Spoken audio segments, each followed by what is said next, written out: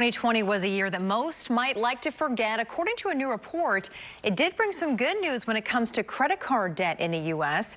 Consumer expert Amy Davis explains the trends and what you need to do if you have debt.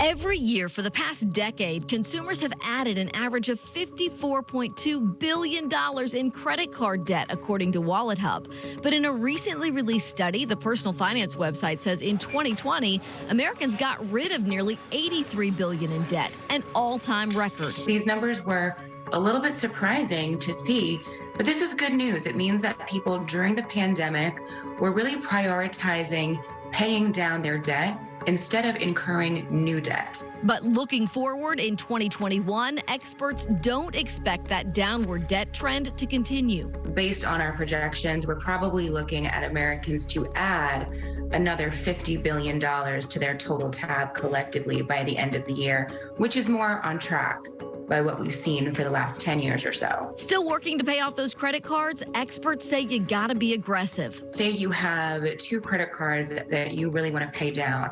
You want to put the most money on top of whatever it is that has either the highest interest rate, so maybe focus on paying off your most expensive debt first, or maybe the smallest balance, kind of looking at the snowball approach, where you're just paying off whatever you can so that you get one entire bill kind of out of your life.